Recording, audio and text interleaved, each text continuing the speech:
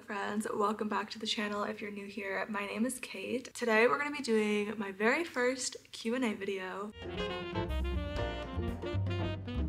I've been posting on YouTube for a year now, so I thought maybe it's time for you guys to get to know me a little bit better. And if you can't tell, I'm filming on my new camera, which is super exciting. It might take me a little bit to get used to it. So now I can actually use my phone while I'm filming because I'm not filming on my phone anymore, which is kind of embarrassing because I need a new phone case, so if you have any recommendations, let me know. So I asked questions on Instagram. If you want to participate in the next Q&A, make sure you follow me there. So since this is my first Q&A, I'm just gonna combine like the most frequently asked questions and maybe sprinkle in more specific questions. So I'll start off with some pretty basic ones. The first one is, how old are you? I am 24 years old. I'm gonna be 25 this year, which is kind of scary, but exciting. How are you and what are some of the things that you're hoping to make in 2024? I'm actually doing really well, thank you for asking, despite it being winter. I'm such a winter hater normally, but I feel like I'm really excited that it's a new year and it's motivating me to be a little bit more productive and, you know, take care of myself more. As far as some things that I'm excited to make in 2024, I love making wearable pieces, but this year I kind of want to try to make some sort of art piece that I can frame and like put up on the wall using different textures and fibers and stuff. And that might just be because I want to make some like updates to my apartment. But other than that, I just learned how to do a really basic cable. So I want to make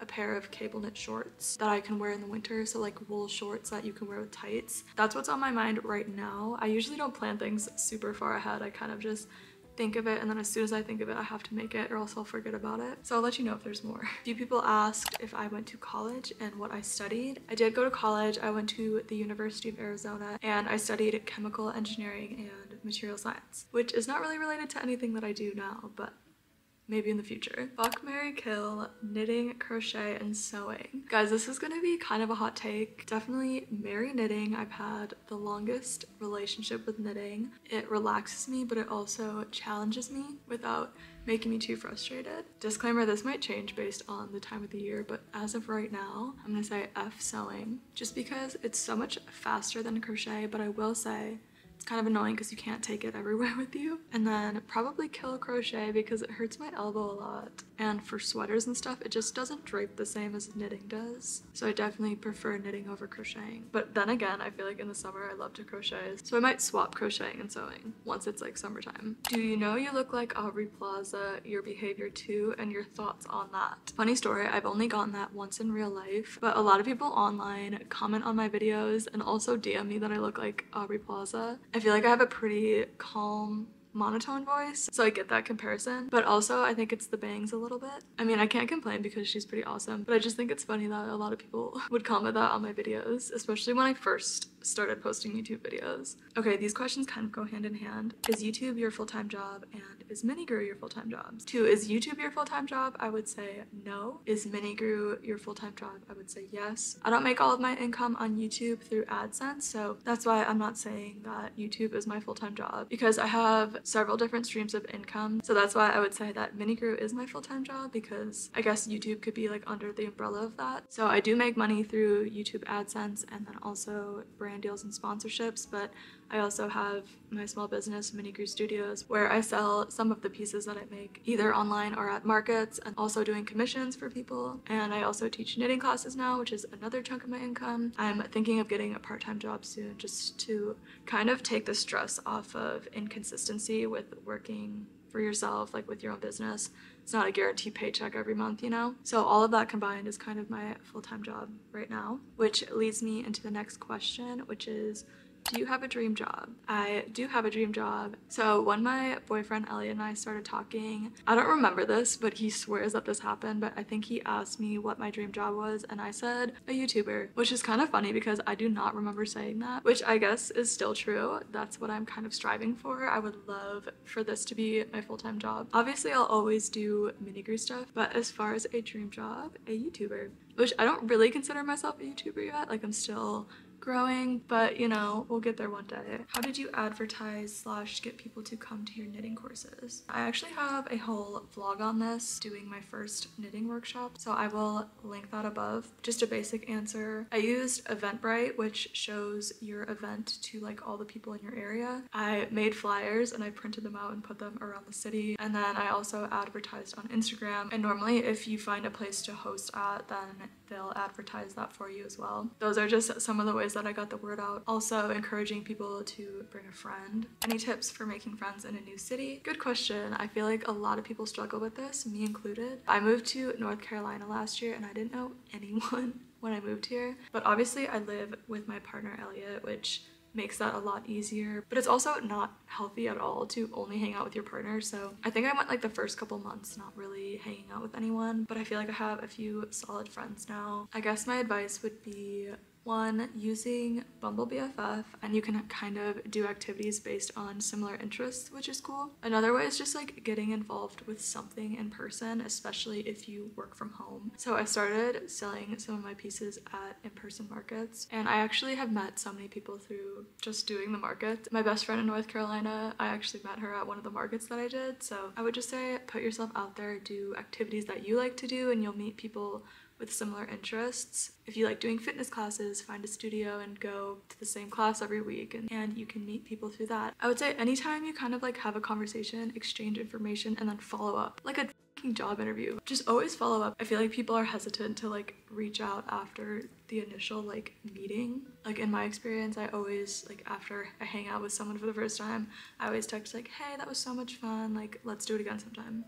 But just know you're not gonna click with everyone. If you have like hometown best friends or like college best friends, like don't try to compare like friendships to those right away, because you're in a different stage of your life and it might just take a little bit more time to kind of develop a relationship with a friend. And then also just give it a little bit of time. Don't get too discouraged. Like I said, I went months without hanging out with anyone but my boyfriend. Overall, just know that you're not alone. What is your favorite part of your day? This might be kind of a hot take and it's not like this every day, but a lot of the time, my favorite part of the day is cooking dinner. I just love to cook. I feel like it's such a good brain exercise for me, and it's one thing that I can really focus on without having to listen to something while I'm doing it or watch something. I can really just like fully immerse myself in cooking dinner.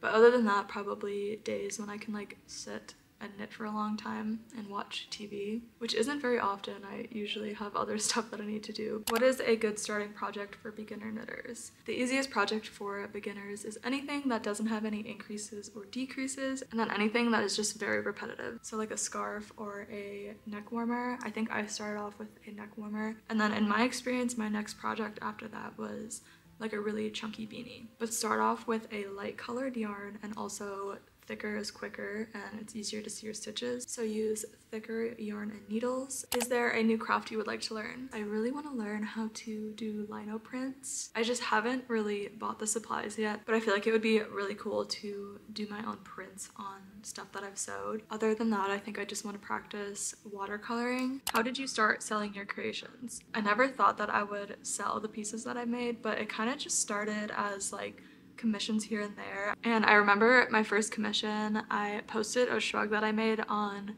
my like crochet Instagram, and someone reached out and said that they would like me to make them ones, and story sales on Instagram, I guess. I decided if I kind of wanted to do this for real, I would just make a website. So I made a website through Shopify. I don't use Shopify as much anymore. I would like to use it more often just because I'm paying for it. So I definitely want to do some drops in the near future. It kind of just organically grew into that. But then I also started selling in person at markets. A lot of cities have art markets and vintage markets, clothing markets. A good way to find different markets to do is after you do your first one, like talk to all the vendors there and see like some of the other markets that they do, and they'll kind of tell you their experience with that. But yeah, that's kind of how I got started with that. A lot of people asked about creative burnout and how I deal with that, and I just want you to know that everyone goes through some type of creative burnout, and if you don't, you're some type of superhuman. But in my experience, when I feel a creative burnout coming, I try to not force it. And when I first started doing more creative work, I would get into these burnout phases and I would be so frustrated with myself and I would try to force ideas, which